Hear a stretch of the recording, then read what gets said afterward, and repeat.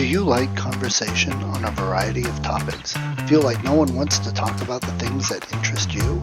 Tired of only hearing the same political, sports, or catastrophe talk? Yeah, we feel that way too. Join two high-functioning geeks as they discuss just about anything under the sun. We can't tell you what we'll be talking about each week because we don't know where our brains will take us. It will be an interesting conversation though, so hang on and join us. Here comes the Relentless Geekery. Brought to you by Mind Architecture. Building worlds for your mind. Yay! Hello, Alan. To find another new outside or cold weather picture. So here's my big elk. I think it's a moose, maybe an elk. I think it's a moose. All right. This is my backyard. That's where the bird feeders are. You can't see them. Pretty cool. Wow. Yeah. We do not have a South 40. We have a little tiny backyard that borders right on my neighbor's backyard. Okay. So, enjoying the weather? Actually, I just wrote a little thing about it. It's one of the reasons that I love living in a place that has seasons is that you really get the ebb and flow of life, and that instead of being obligated when it's 72 degrees year round and beautiful to go walk on the beach every single day, it's cool to say time to act like I'm in a mountain cabin and that the snow is piling up against it. And hey, stay inside, keep the fire going. You know what I mean? Make a big pot of soup that you just keep adding varmints to and keep that going. We've got a lifetime of collecting, has so many books, so much music, so many games, so much good stuff in the house that we need to make provision runs like milk and cream.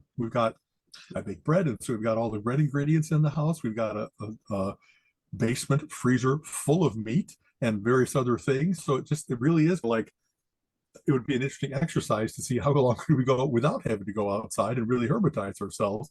And even here, maybe it's like this for you. I don't mind going out built for cold weather as long as I got like a parka and a good hat and gloves. I'm just fine outside. I'm not looking forward to the hassle of shoveling or cranking up the snow blower if it comes to that, the snow thrower as they say them now. But we have good street plowing around here. Lakewood is a dense enough population that they got plows out there at 4 a.m. to make sure that people can get on their morning commute and stuff like that. We just, as much as it is really hitting the rest of the nation, you and I have talked about this for years now.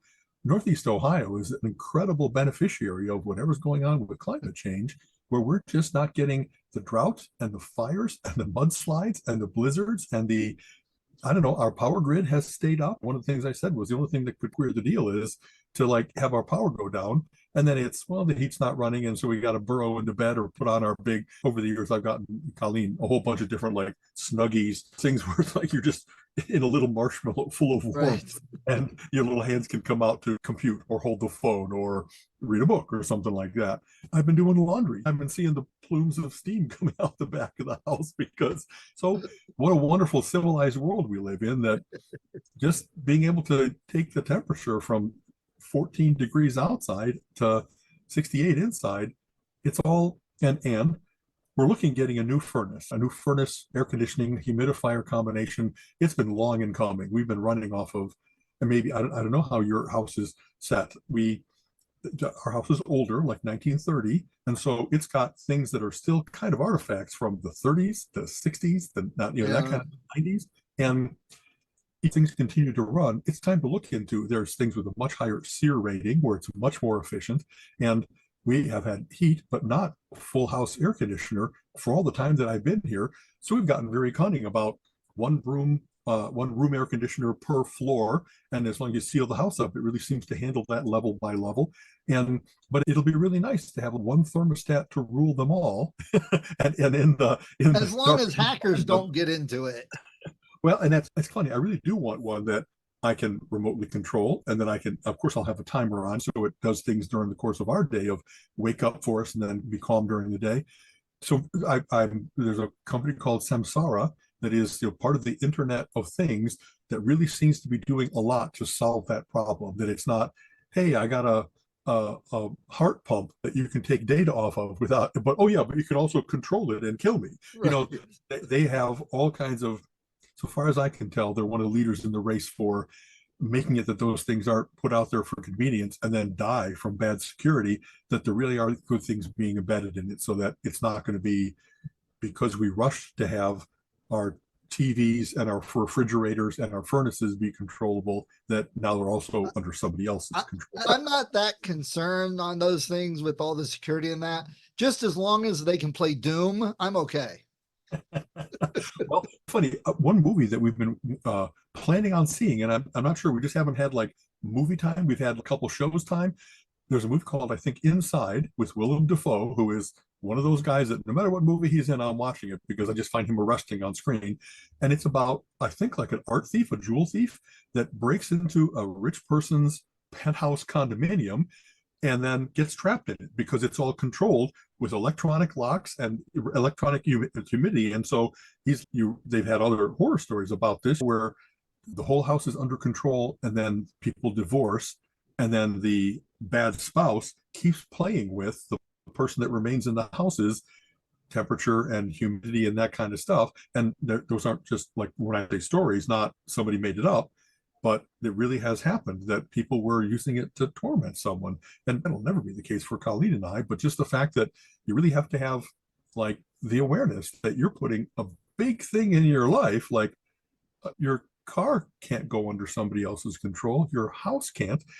People are mindful about their phones and stuff like that, that they've got reasonable security, or at least they count on. They're mindful of it to the extent that they really understand what the problems are. You still get the people like, here, just answer these 20 personal questions about yourself to tell what type of dog breed you are. How did somebody get into my bank account? Or also it comes equipped with that, but then part of this world nowadays is you have to set yourself up to get regular updates from all the security places, so that you're not just left wide open after 6 months, because there's always new exploits being created and stuff like that. So I don't know, that could be a good discussion for us to have of this.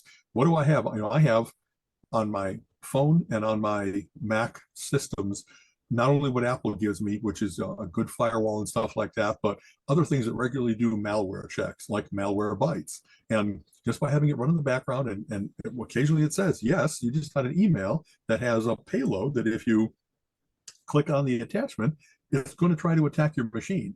And even though it probably couldn't do it because I have other things that stop things, Apple has a good system for the core OS is segregating programmatically from anything that an application can run.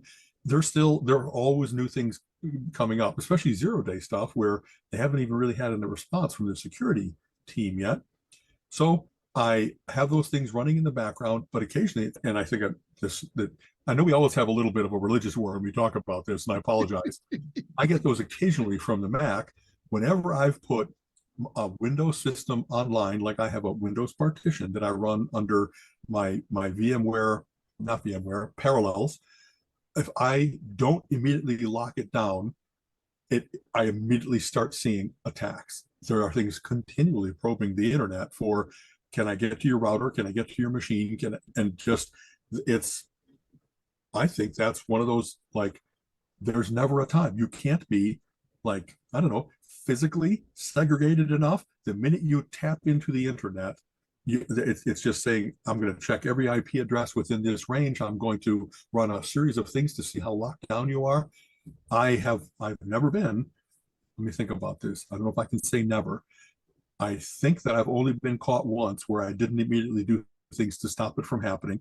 And occasionally I've done something where, I shouldn't have clicked on that. It's making attempts. Nothing has ever taken me over. I've never had my machine encrypted and locked. I've never had data stolen so far as I know, but I know over the course, I'm all over the internet, and I've been on the internet for 25 years, much more than a longer time than most people. Early passwords were like 9 characters, not only because I chose to do that, because that's what places were limited to. Nowadays, 9 characters is like the snap of a finger for any kind of cracker to be able to run a quick dictionary attack, or you name the various different things they can try. And I have not always been great, don't listen, all you security bad boys, about making sure that every single site has a unique password. I didn't get a password manager like Apple's or like LastPass or FirstPass or whatever else it might be for, I don't know, the first 10, 15 years that I was on the net. So I got scatterings of old passwords Right. in a lot of places. And occasionally I'll get like something will even say, well, here, have you gotten these? Like, I've gotten the email that says, hey, we took over your camera and we noticed that you were doing something naughty. And unless you pay us ransom money, we're going to release your photos on the net. That can't be true for me for multiple reasons. Not that I'm not a naughty boy occasionally, but but the fact that they quoted my password, it's out there in those vast lists of people where they try to collect social security numbers and credit card numbers and passwords, and they'll try those combinations everywhere that they can to see if they can penetrate.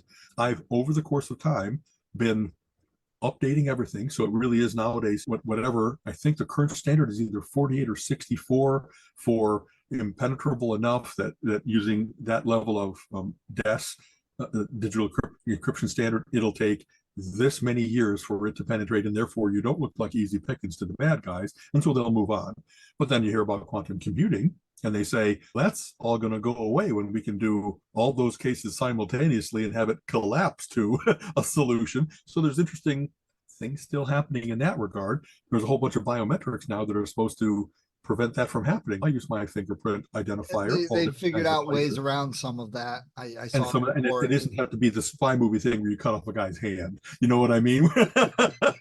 And you mentioned Apple's versus Windows and stuff. And part of that is user experience too. Windows wants to make things easy for people, and people, as we've said, are pretty much stupid when they want to use their stuff. They don't want to mess with it. They don't want to learn anything new. They just want it to work. So to do that, you have to like lower all the security standards. You have to turn things off. And that's what Windows does by default. It's changing, and they're a little more out there, but I still know people like, oh, that's too much for me. Just turn it off type thing. Apple has not had that attitude. They've been like, look, this is how it's going to be, and you're going to learn and conform. And for the most part, people have done that. But even there, the hackers are starting to get more and more into Apple and even Linux. I've heard about more attacks on Linux systems than I ever did before. So risk management is all about what's the possibility of something happening and what's the cost if it does, and how much are you willing to pay to prevent that from happening. One of the things that people often talk about is Apple has a walled garden. That's the phrase many people use. But what I like about that is that there's nothing in the Apple App Store that hasn't been checked and vetted with the most current versions of every single malware detector. So there's nothing on there that's going to bite you. And if anything ever has gotten on there, it's been identified honestly in like minutes and removed, instead of it being, hey, a million people downloaded the flashlight app, like not realizing Android app was exactly an exploit. And unfortunately, that isn't the case for Android as opposed to iOS, or for Windows as opposed to macOS. I'm willing to give up just whatever that is about variety and wide range. It's just a mindset, right? The same way that people are like, I'd rather have no police as long as I got my gun. That's ridiculous, but there really are some people that's how they think. They can't help but think that way, that need to feel that they're independent, even if risk is all around them, is just deep inside them. And it's weird when they don't get more knowledgeable, they just get bigger guns, more angry about it, instead of, well, what's your gun going to do when a hurricane shows up? The only thing protecting yourself is an intruder with a gun, as opposed to a plague or bad weather or an electrical. What you do when the guy over in Bulgaria has hacked into your phone and your car and your Nest system, and they're like monitoring you and they're listening to you talk and they're getting your password stuff. You're going to fly over to Bulgaria and find this hacker center. Exactly. Yeah. How you getting your gun over there?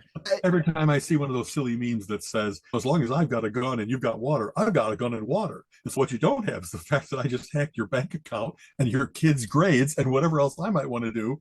There's all kinds of wonderful quotes about you steal more with a briefcase than you can with a gun, and all of those things. And there's people that won't come out of the 1800s showdown at the OK Corral mentality. That isn't the way the world is. And maybe what they're trying to do is pull things back to that, where it really is going to be a matter of, do I have a Mad Max posse that I can Well, roam around with? And as long as I got a big car with a big gun, I rule. Well, not if the guys that make the gasoline don't agree with you and they've got right. enough money to put up So a fortress. And So stuff you've like mentioned two things that lead me to a segue that. about cars, apps, and people with doing things. Shopping lately, I suspect, and you're getting an idea of what's Yeah, available out yeah. there. Oh, Okay. let me tell you, this is a trip. So this Okay. car, it's one of those things. My mother's 75. She doesn't need a new car for 20 years, unfortunately.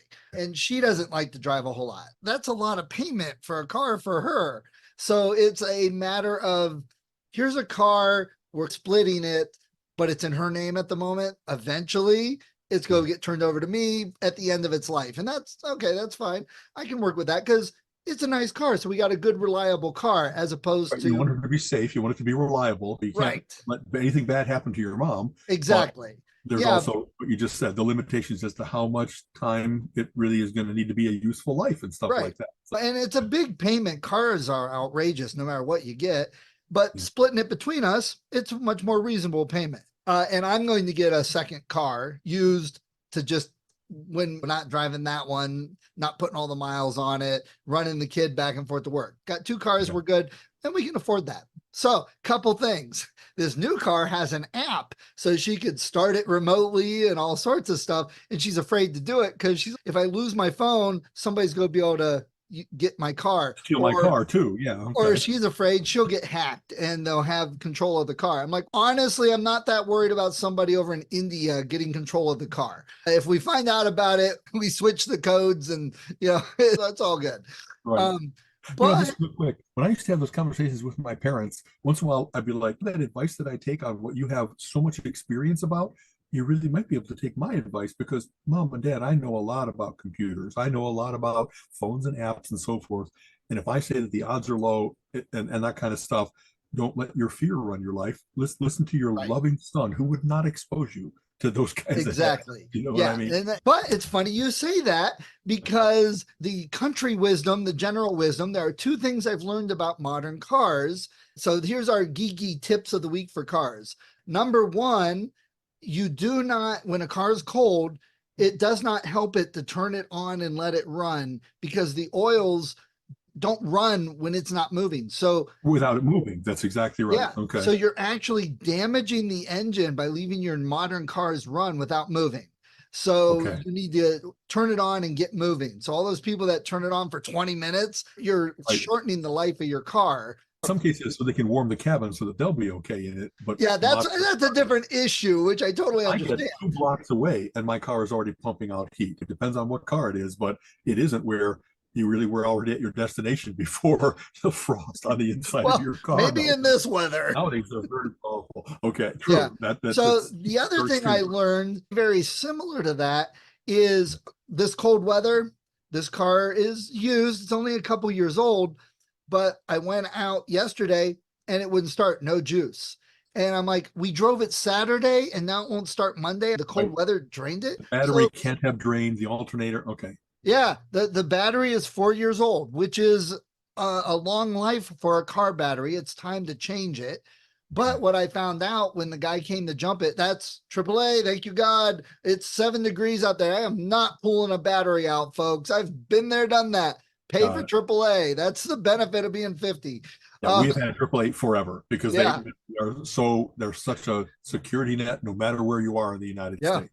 Absolutely. So he came out and he said, yeah, you don't want to leave it just sit and run because the alternators don't work.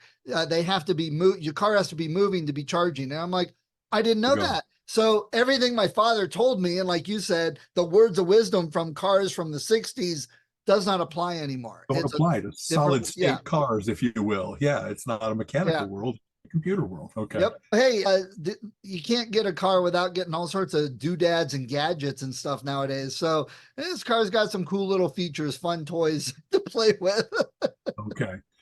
I love all the safety stuff. Colleen finds some of those things intrusive, but I like it's like it won't let you change lanes without alerting you that you're drifting instead of actively changing lanes. Actively pushes you, turns the wheel and pushes you away from the edges. That's right. And some of those things make her feel out of control, but I like this. The overall thing is, I like the hints that it gives me about you're too close to another car. It gives you alerts. It actually will hit the brakes for you and stuff. The automatic braking systems nowadays, where it isn't a matter of hit the brake and then start skidding, but it does that where it's like applying the brake in just the right way that is beyond what human beings either will or can do. But and the overall thing of, why do I think that we've got to get to this world of automated cars, is because people complain about it. I don't want it to make mistakes. Buddy, you're making more mistakes in every minute of driving than the computer will make. It's checking 100,000 times a minute to make sure that you're the right distance for the things and the right interval and the right speed and for weather conditions and all that. And I see you checking your fucking phone, not paying attention. If you want to make all of us safer, give some of those tasks that you get bored with over to the computerized car, and then you can relax and sip your drink in the back if you want. I don't know. I've tried to explain to people, and you just get that they refuse to listen. That's the problem we have with so many things of the climate, politics, everything. They just refuse to listen and accept what you're telling them as any type of truth and proof. That if all of our cars were computer controlled and communicated, our roads would be so much safer. There wouldn't be 50,000 accidents a year in Ohio. There would be 5. Exactly. And people don't understand that if every car had the control and they could talk to each other and alert each other and drive what makes it sense with all the other cars driving, they can do that way better and it would be safer. It's the human part. So when you have 5 cars that are human and the others aren't, the humans are causing the problems. That's right. It's I've read about, for instance, the reason we want to get to automated trucking is because you really could have all kinds of trucks actually driving closer to each other, but they're in constant communication. So they're like a swarm. They're a fleet of things, all obeying the same reasonable rules for how far you can be interval wise, because there will never be a time when someone gets surprised. They will all talk about, hey, black ice up ahead, we're all going to slow down, etc. What you just said, sometimes when you try to just apply statistics to it, everybody thinks of anecdotal when they're like, I don't drive like that, or I am a faster reaction time than anybody else I know. No, you're not. It's another Dunning-Kruger thing where Yes. I've seen when I am unfortunately trapped as a passenger with a bad driver, and I can see that they don't react any faster. They are tailgating and they don't leave themselves enough room for a mistake, all that kind of stuff. The statistics of, wow, 50,000 accidents, like you said, and whatever it might be, there really are 50,000 doofuses that they got unlucky. Colleen and I always talk about, how are there not more accidents with all of the bad driving that we see, all the bad decisions we make about every merge, every tailgate, every switching lanes, because they got to get somewhere somehow much faster than everybody else on the road. Their life is so out of control, and they feel such a little person that they need to tailgate people, flash their lights, and cut people off, because that's what makes their life more full, and they're a bigger person for it. I swear that's all it is. That aggression comes out like that. And we talked about this before. It used to be like slow on the right, fast on the left, middle is where you're just flow of traffic. I can't tell you, probably over the last 10 years, how many times I would begin to move over to the right because I was getting off at an exit and get honked because someone was coming up to pass me on the right. And it's not that I don't check. I really do check both left and right, but they would be behind me and get into my blind spot as soon as they possibly could and startle me. And or I had this happen. It was the same thing, but the guy was like a quarter mile back, so there was plenty of room, but he was doing like 100 because nobody was in the right hand lane, and he had to slow down. So you're speeding in the wrong lane, and why is this my fault? Because I got to get off. Exactly. I think this is funny. Some part of it is the video gamization of the United States.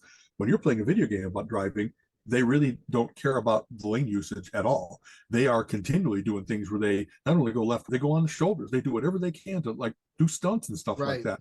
So anybody that has played too many games of Gran Turismo or whatever like that, the whole road is a playing field to them. And I think that there's a certain amount of it that impacts that. So what I've started to do is I really often in the middle and I check to the right, but also if I see somebody coming up to pass me on the right, I will move over, not cutting them off, but just to say, you have to learn. You have to learn the where you should pass is to the left of me, to the right of me. I don't think I've caused any accidents. I'm not vengeful and nasty about it, but I really don't like that trend. Yeah. And I do what I can to nudge, to encourage, not nudge metal to metal. You know what I mean? I'm not cutting anybody off, but it's, and I just saw this. I think that there is a characteristic of a certain political mindset that goes with how you people they talk it derogatorily, like virtue signaling. Like anybody who backs into a parking spot in a parking lot that makes people wait behind them so that they can escape more quickly when they're done. I think that's the selfish, red asshole attitude that certain people have, that the parking lots are designed so that there's flow optimized for everything getting in and out.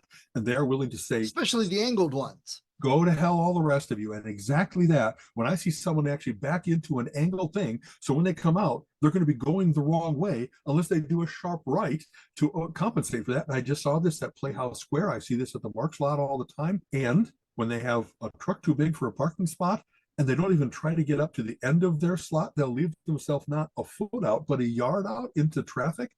There's such selfishness, either unawareness or willing assholery to be doing that kind of stuff to create a hazard for everybody else, because I'm a little convenienced. I don't think they're safer, but there's such self-centeredness and selfishness to that. And I'm willing to bet that if I was to do a little survey that said, do they have a bad bumper sticker about my the father election was stolen? It's all those people. My father was disabled, and you know how many times they had to park elsewhere and he had to walk further because some asshole truck with no placard parked in a disabled. They're like, nobody was there. Right. Nobody was there because it's waiting for the people that are disabled, you asshole. And I'm only going in for a minute. You've been in there for 30. Yeah, exactly. And real quick, I've got another car thing. Okay. Did you see the news item that some Republican group was checking and they found 4,000 votes that got tossed aside or missed or whatever, but they were almost all for Biden. So they're hurting themselves more and more. Right. Yeah. It's proof.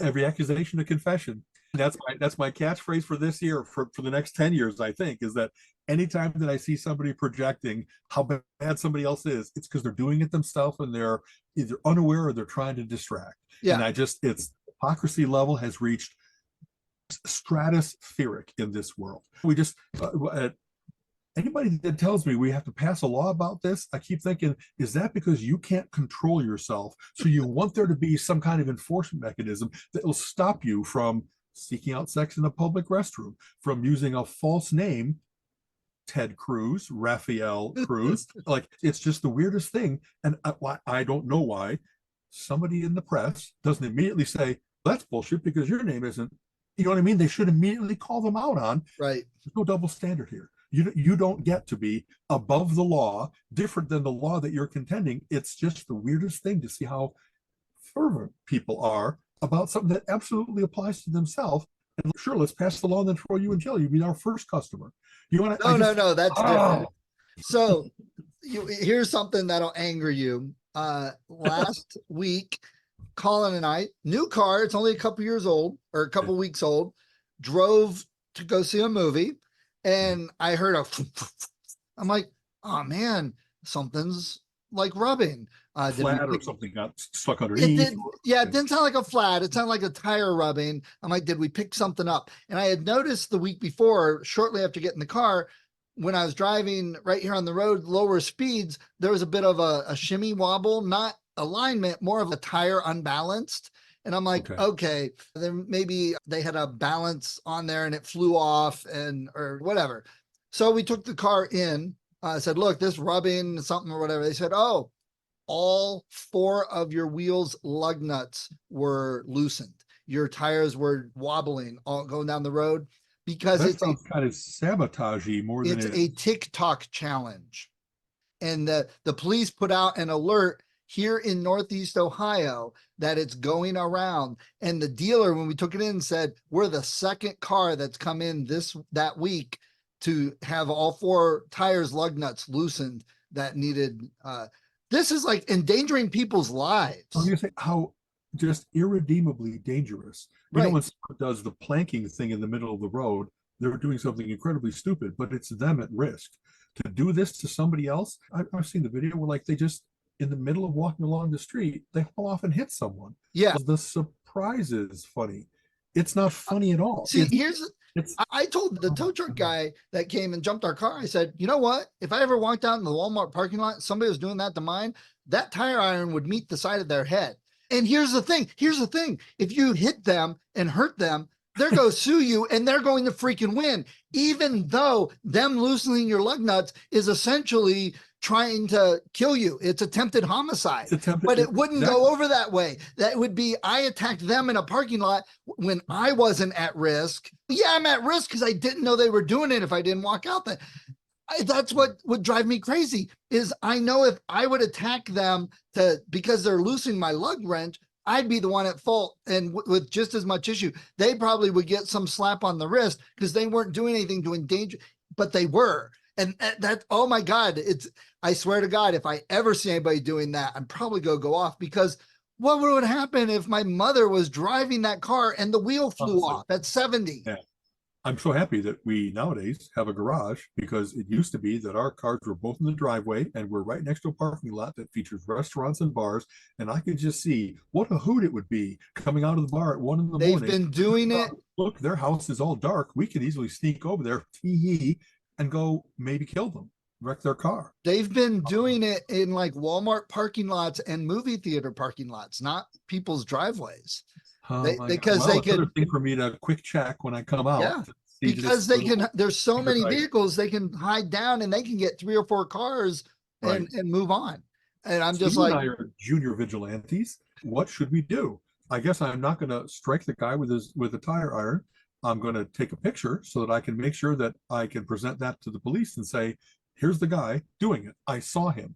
I usually get a drink with a refill I'd splash my drink all over him just to inconvenience him on this nice cold day. You know what I mean? What are the things that I could do that it isn't assault? And of course it is to splash a drink on somebody, but the judge would be amused, not that I tried to cave his skull in, but it'd be more like you at least shied him away from doing this evil thing. And maybe because he's all full of coke, we wrecked his nicest jacket. Now he's not going to have his gang colors anymore. It's not a gang thing. It's a punk teenage idiot thing. Yeah. You know what I mean? Just, oh, that's such. I'll tell you, we think differently though.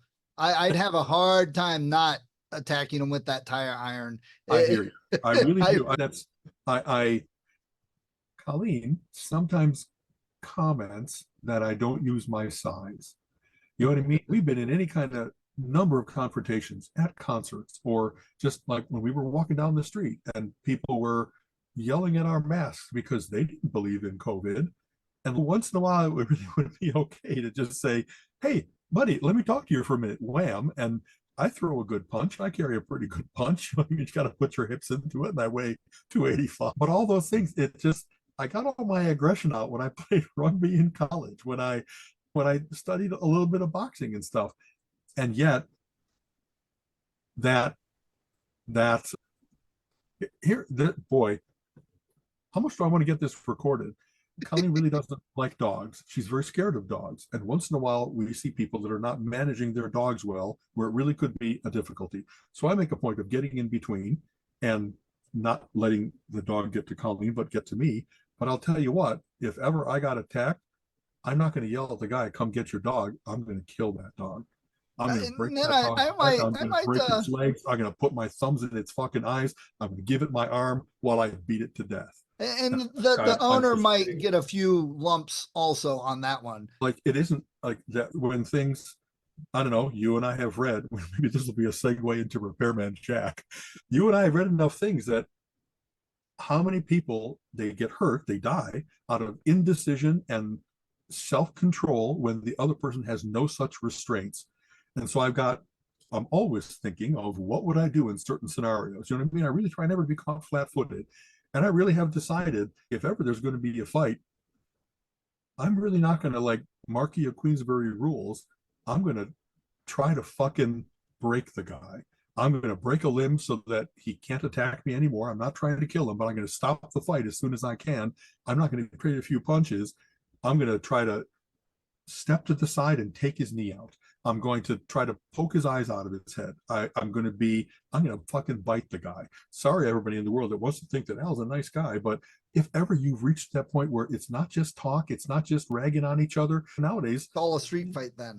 Yeah. And what do I have to do? I have to get to the guy before he pulls a gun on me. Yes. No matter my size, I'm not as big as a gun. And so what do you do to make things stop immediately? And I think that's what Krav Maga and various, I hope I pronounced that correctly. Another one of those things, how many times have I read that? You only get a couple moves in. Exactly that. You just need to stop the fight. You need to make it so that the threat is removed. And so if there's anything I want to do with Colleen and I learning about self-defense, it isn't get a gun. It isn't also become part of the crazies, but it is, I will not have many restraints. If it really gets to that point, I'm going to go a little bit crazy and then come to. You know what I mean? So sorry, world, if maybe this now is, he was premeditated in how he attacked that poor young man who just happened to be undoing his lug nuts. But when I've been in a few fistfights in my life, and this is a weird thing to talk about, I was amazed at how I felt nothing. When you get adrenalized, it's your body girds you to be in a fight, and it turns off your pain receptors and it heightens your senses, and you're faster and stronger. And I can use in a fight between a big guy and a small guy, unless the little guy is really well trained, the big guy can use his reach advantage and his weight and whatever that is to do more damage quickly. And so what an odd topic to us to come to, but those kinds of things really are a threat. And here, just to geek it up, what did I love about the Ender's Games books from Orson Scott Card? If you've never read any of them, they're really good. The first one. Okay, exactly. And the first one's probably the best, but there's at least the first three are quite good. A lot of what he talks about is not just a matter of winning the battle. It's if you know anything about your opponent, that all they'll do is go back, lick their wounds, retrain themselves, and come at you again, then you end them. You make it so that threat is perfectly removed. That's Sun Tzu. There really are people who seem to be like that. You know what I mean? If I was to be like, and maybe this is vendetta, weird sounding, but if you got somebody that you know is not going to say, oh, he beat me fair and square, I guess I lose. He's going to be, I'll be back here with my gun. I'll be back here with my 4 friends. Then there's a calculus you have to do there that says, I'm not going to look over my shoulder for the rest of the time. I'm not going to have my wife and my loved ones put at risk. Right out of the superhero comics. You know what I mean? There really is a reason to accelerate and finish something if you're really worried. If the signs are all there, it's not just matter what you think. They tell you that they're going to come back after you. So I guess I got to finish you then. That's one thing with martial arts. I know a couple times, not that I've ever really been attacked during a fight or needed to use any of that stuff. You have training. Yeah. But I remember Gina used to complain about this and her kids a bit, that we had certain things you do over and over with your training. Now, I'm not fighting anybody, but I'm going through all the motions over and over. So it's so built into my system. Muscle memory, exactly. Right. And every now and then they would come and just to get our attention, or we're doing whatever, and grab the outside of my wrist or move their hand a certain way. And me and Colin especially would just react and whoop, and they're like, what are you doing? That hurts. I'm like, sorry. It's like touching a hot stove. It happens before it reaches your brain. And that's right. Your reptile brain takes care of when someone tries to grab my wrist, I immediately make sure that hold is broken.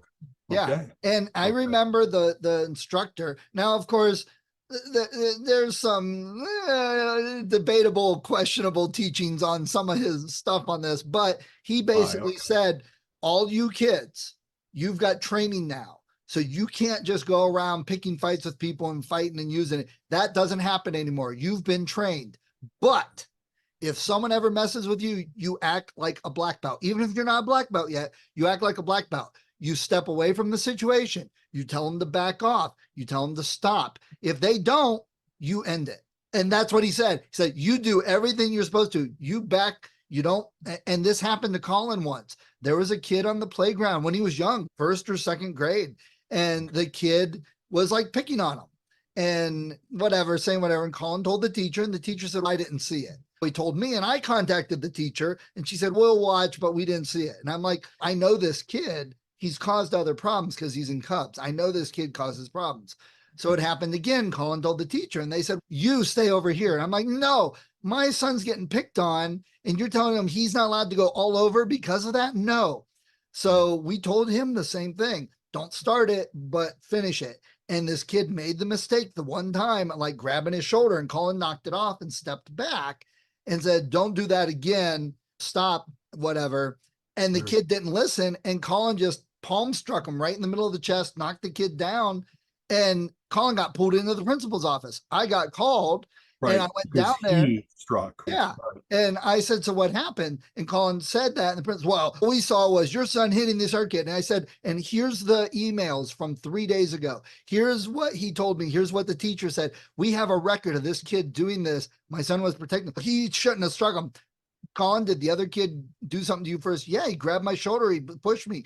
Okay, we're going. And the principal did not want to let us go. And I said, call this number. He's like, what's this number? I said, his name is Jack Edwards. He is a Marine, and he's a 4th degree black belt. He's our instructor. You talk to him for a moment. And Jack wouldn't let this guy talk. He said, no, if one of my kids did, that kid's at fault. That kid touched him. If he says that kid touched him first, he's telling you the truth. The principal, like, oh, I don't care what you saw. Do you need me to come down there and straighten this out? So yeah, he did that for a couple kids, but there was one kid that started a fight once, and Jack took his belt away and made him drop all the way down and only work with the lowest ranked kids. Right. Because you've not learned what this is really all about. Yep. It's not to be in fights, is to avoid fights. Is the Yep. Of course, Jack liked the fighting.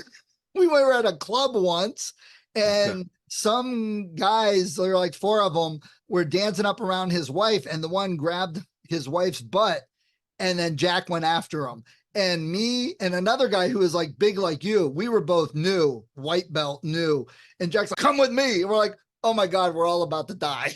Because a bar fight is chaos personified. You know yeah. But Jack was so scary, they ran. All right, good deal. That's fun. I think that that's so important nowadays, is to be like, there's got to be proportionate response. You know what I mean? I talk about this proportion in all ways, that whatever Benjamin Franklin, think of moderation, that there really should be, like, and how does it evidence itself? We've seen craziness with cancel culture. We've seen crazy with the militarization of things. And you don't need like military grade equipment to stop shoplifters, all that kind of stuff. The fact that people push and push until they force a response, I'm not sure why society is only about keep the peace no matter what, instead of keep justice no matter what. And so I'm not advocating, no, please don't get military training, don't get martial arts training so that you can go pick on other people. It's so that you can defend yourself and your loved ones. Right.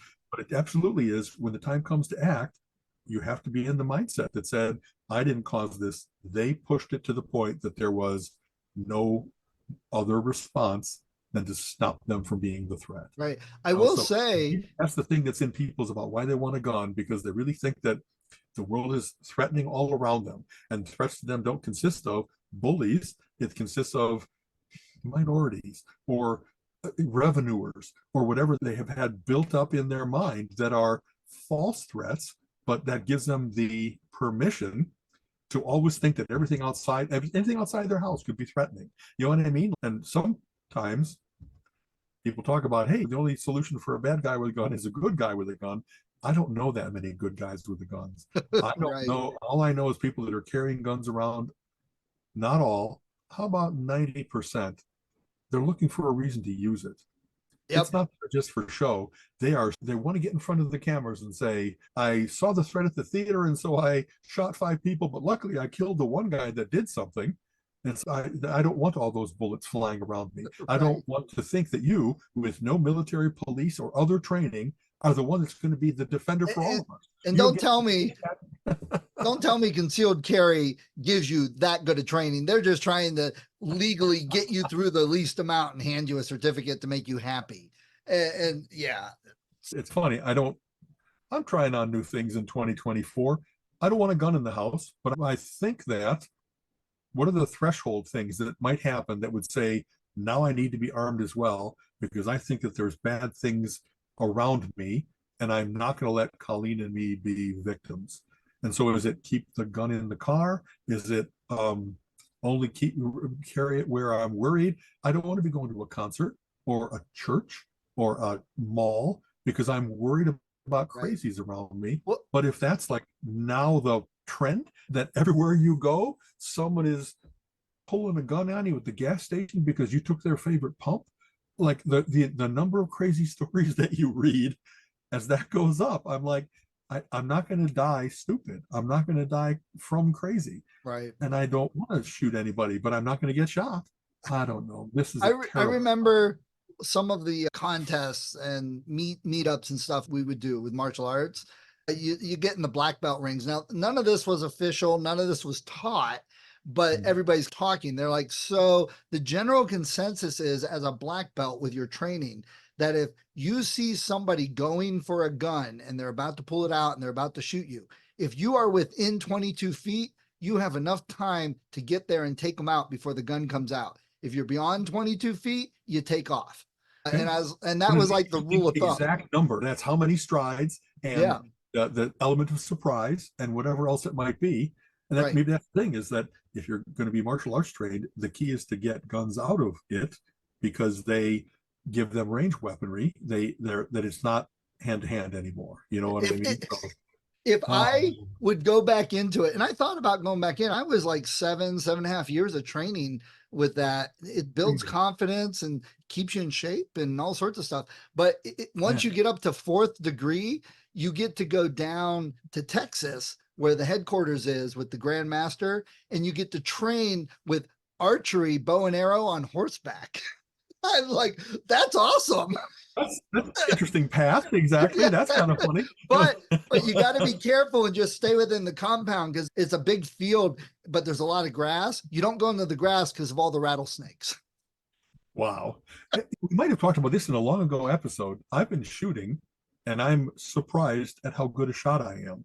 I knew I had pretty good eye-hand coordination. I'm good at shooting pool and all kinds of other things like that. But with a 22 rifle, I was shooting like 22 out of 25, 23 out of 25, just point to the targets, like plink, plink. Whatever that Zen Archer is that you don't take the, I did aim, of course, I did use the weapon correctly, but there was some confidence in, I am reaching out and touching it. This is now just an extension of me. I think there's a word for that. It's not, I used to think it was catechesis, but it's not that, I don't think. But it's like, I like the fact that if it ever, do you ever see Quigley Down Under? Oh, yeah, yeah. Long ago movie, let's see, Magnum, right? Exactly that. We only know him by the character, but and also Alan Rickman as the good villain, and he's a rifleman in Australia, as I recall. Yeah, and then the gunman, the pistolman, forces a showdown, and he proved before I took up the rifle, I was pretty good at this too. I think that sweeping statement, because we're going to Civil War. Let's say we're going to Civil War. There's going to be so many hotshot supposed gunmen, they're going to be unpleasantly surprised that you can be a peaceful warrior and still be a better shot than them. You know what I mean? All those terrible confrontations that might start to happen. Hey, no, you don't get to raid my house for water and gasoline. You know what I mean? Because I will kill you if you step across the threshold of my house and all that kind of stuff. I hate this topic because I don't want to add to the mountain of it's all scary and we have to be ready to take our guns and that's the only solution to everything. It isn't. It absolutely isn't. The fact that we're letting that crazy 5% of the population make it so that it seems as if everybody should be armed like it's the Wild West. No, the way that the world got civilized, the way that we had progress was not because we had more guns and everybody in town was armed. It's because we made it safe to not own a gun and spend your time on how to be a better dentist, how to be a better holiday. I guess exactly that. Y'all be your Huckleberry. That kind of so that we will see a turn in these next couple decades where we will have gone as far to the edge as we could as a relatively still young nation. And just like Europe and various other civilizations had to turn towards what matters is the progress of civilization, not descending into armed anarchy because the crazies want things that they haven't done any contribution to get. They want to, like, we Walking Dead, a lot of us watched all 13 seasons of that or whatever. And it was really a great show with playing out what are the various different responses that people might have to the fall of civilization. And some people were builders and they made their safe places and they started to farm, and others were the crazy raiders that was like, as long as I am crazy, bold, willing to do anything, no matter what they're spending time doing, I get to right in there and either out of a protection racket or out of an armed raid or whatever, get it. And then you find out I only got 10 men with me, and here comes a 20 man. And then it's now you're going to find out that maybe you're not the top man, that you're always going to be under threat of a bigger gun, if you will. And there's got to be a time at which we all say, you know how we're all going to survive this? If we all band together against the zombie thing. And if it's not zombies, it's the pandemic, it's global warming, it's all the things that we're under threat from. And it's not a matter of having, I got to eat the most cake before we all died. That's not the way you run a world. So I'll recommend a throwback for the anti-violence, non-gun, using your smarts and brains. Sure. Go watch the old MacGyver show. That's what that was all about. Humanitarian, don't use guns, using your smarts. Exactly. Have you ever seen Billy Jack? It was all the rage back in the late 70s, maybe even early to late 70s. It's about a martial arts guy, and I think he's an American Indian as well, who is continually pushed to the edge. And then when they push him too far, they find out that this guy can whoop all of us. He just has been calm up until now. Kenny Rogers, coward of the county. There you go. Exactly that. And that, I don't know, that would be a good, same with the entire series of Kung Fu. You know what I mean? Like when David Carradine did that, we've had this epitomized that you really get to, restraint is not cowardice. That the boy, why am I tearing up almost? The Silver Surfer once had he was in the middle of a terrible battle, and he had to explain to the people that were after him that you've mistook my restraint for inability. That the good guys tolerate your bad behavior. We're not afraid of it. We're not unable to stop it. We just wait for you to grow up. We wait for you. We hope that the good will come into you without us having to force good. And yet, when we're under threat, then the heroes step up. You know what I mean? Right. And a lot of times you'll find out that they really do have not just, oh gosh, a slightly bigger gun. They have the power cosmic, and they really will end the threat forever. That kind of stuff. So I've just been watching the John Wick movies because they're perfect escape fantasy for how many different gangs are going to throw and assassins and supposed impenetrable organizations. How many of them are going to throw themselves against John Wick and crash against the shoals that he is this tower of ability? And they talk about that he's not necessarily the best fighter and stuff like that, but he has a will that will not let him stop, will not let him lose. And right. Me and Reese always talk about that on the horror podcast. He'll be like, so I'm like, yeah, they killed the dog in this one. They get what they deserve.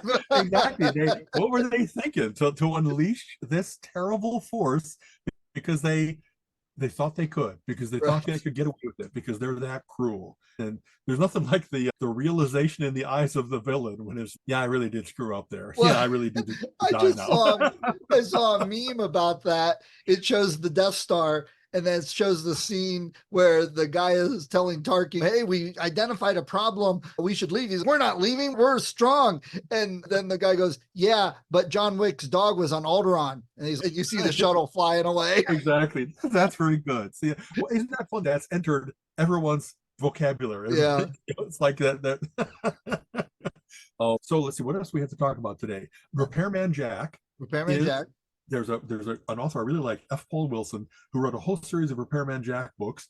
And the reason I first got interested in them is because I think I mentioned the power of pull quotes on a paperback. One of the other things is when at one point, I think Stephen King has turned me on to John Sanford books and F. Paul Wilson books by saying, this is what I love reading. These are some of the best summer reads. You know what I mean? Where it's not meant to be deep, it's meant to be escapist literature, but it's a great form of that.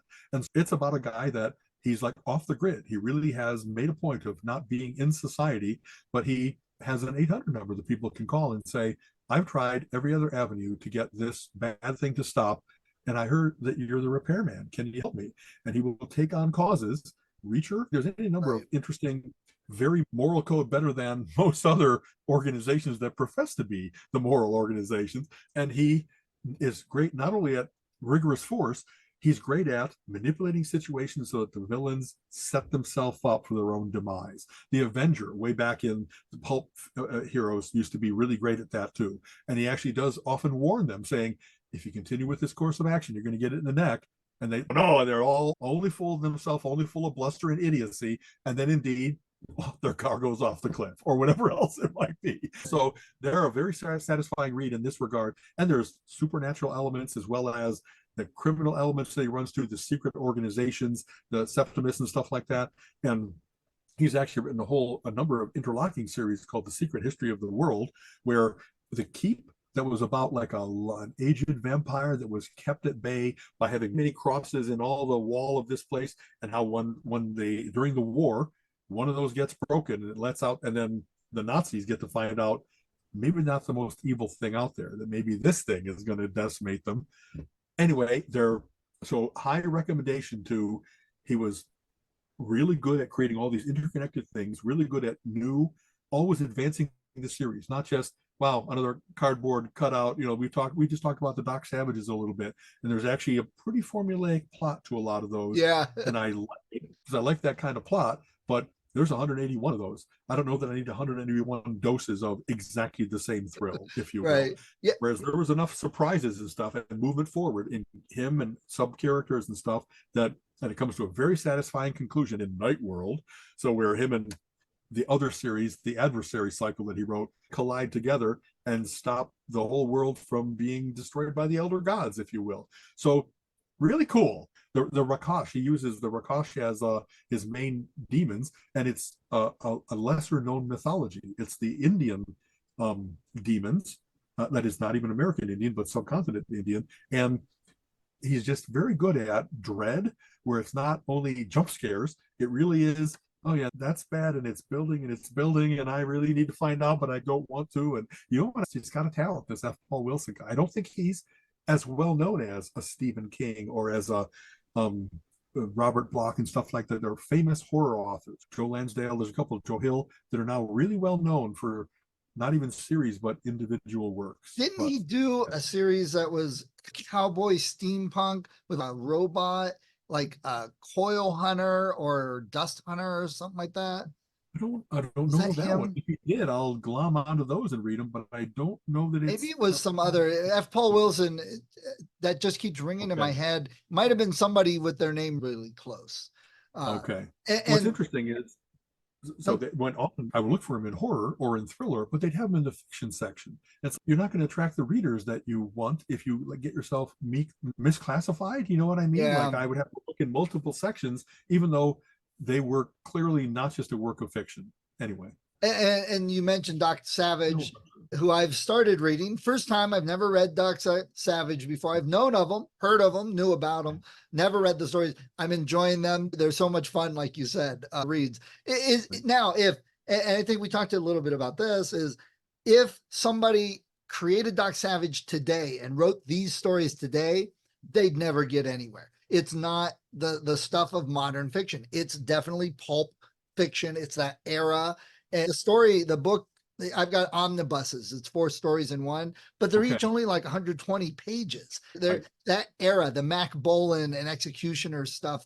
James Bond, I mentioned. I said it's got a big James Bond feel about it. Yeah, but there's not a lot of killing. It's not about having a gun and spraying the room with bullets. They're very much about, he's like a science detective. He investigates. In fact, that's one of the reasons that I love reading the pulps, is because they're of that time. And back in the 30s and 40s, when you read, like, this is a time before airplanes, this is a time before all kinds of different technology that we have today. And to think of the world still having terra incognita, places we hadn't Right. fully explored, and Doc specializes in that. Here's in the middle of the desert, a lost city. Here's a hole in the ground that goes into a lost civilization. And it's, I love the fact that he was good at saying it really is possible that this place has never been visited by Europeans, by white men, because it's in the middle of an impenetrable jungle or whatever else it might be. And they had a great sense of wonder about exploring the world in that way. Let's go to the polar ice caps. Let's go to the middle of the, not even the, like the Gobi Desert, not even the Right. Sahara, cool stuff like that. There's a lot of camaraderie, but it's not just him. It's him and his fabulous five. It's his other, his gang, his posse, but each of them is not just cardboard. There's very well written characters, and they really do have their own. Like Hammond and Monk are often picking on each other, going at it, and they're laugh out loud funny in some cases. So they learned early on that thing of, you can have a whole bunch of adventure, but you need to have a little bit of comic relief in order to catch your breath a little bit, Yeah. and then go on to the next threat, that kind of thing. So I loved those when I was growing up. I devoured those as soon as and people, if you haven't ever heard of them, think back to the 60s and 70s when you saw fantastic looking paperback covers. James Bama did the covers different than what had been published on the pulps. And Doc Savage is the guy, he's like the man of bronze, and he has a close cut hair that comes to a widow's point, a widow's peak, sorry, and with a torn shirt. So if you've ever seen that image, how many of those were fantastic? Like, you can't walk by the paperback rack and go, what's that about? How cool does that look? Him in front of a boat trapped in the Sargasso Sea, that big whorl of seaweed in the Middle Atlantic, and gotta know where he visited this time. And that the titles were interesting. I think you said you were reading The White Elf. White Elf, yeah. Exactly, like the Brand of the Werewolf, Mad Eyes. They really were like those kinds of like 40s and 50s. It had to be able to stand out from racks and racks of other things on the stand. So they were very skilled at how to name things, name characters, name titles. So they really would jump off the stands. The Shadow was great at that too. So was Operator Number 5. So was the Spider, et cetera, et cetera. So you reading them, it really inspires me to. I don't think I ever got through the full 181. And in fact, those omnibuy that you have they are reprintings of some of the later works, like from 41 to 45. So that's why they're shorter. The magazine, the pulp, was smaller, and a lot of times they don't even include the entire posse. It's just like Ham and Monk, the standout characters, if you will, maybe Rennie. Those are the ones that I haven't read, because right when those first started to come out, maybe I was transitioning from school or whatever else it might be, and I didn't get at least half of the ones that came out. There's probably 10 to 20 omnibuses. So I really should, in this era of everything's available somewhere on the net, look for them, and not only the perfect copy that I'm so much a weird collector about, but just get a reading copy, because I would love to say I really have read all 181. They're fun. Definitely a nice palate cleanser after a stressful day. I think you said you found them at like the Pulp Con, right? That you found a No, nice, that's a treasure. Oh, sorry. These I found at Kenmore Comics. John bought a collection, and I just happened to walk in, and I'm like, what is all of this? And it was like the whole back wall, and it had all these pulps. It had a lot of sci-fi, it had a lot of Star Trek, had a lot of fantasy and science fiction magazine, a lot of Omni or Odyssey magazine. It was just like, I'm like, so John, what type of deals are you working with this? Right, back out. Exactly. Yeah. So has that collection been really like picked through, or is it now that was over 2 months ago. Yeah. Okay. They didn't have, he didn't really have any more. He had, the guy who collected it had all these omnibuses for Doc Savage, but that was all the Doc Savage. He had a few predecessors. Okay. Yeah. He had some Conan and Tarzan. 100 are individuals, and then they went to the omnibuses to finish the last bunch of them. There's probably 20, right? Okay. Yeah. So it wasn't a whole lot after I got through and picked out the stuff I wanted, and other people had gotten it. There's a lot of popular mechanics magazines from the 50s which I'm like, yeah, what good are these nowadays? But whatever. There's got to be some things that are still like a furnace works the same. If you got an old furnace in your house, Some of those old projects would probably be cool to do and work on because they would have the wire how-to articles. But it's probably hard getting kids to want to build crystal radio sets nowadays. Exactly that. Crystal and ham radio. I hear you. Okay. So, All right. all right, man. Always a pleasure. And stay warm, man. It really is like still teens and like single digits at night.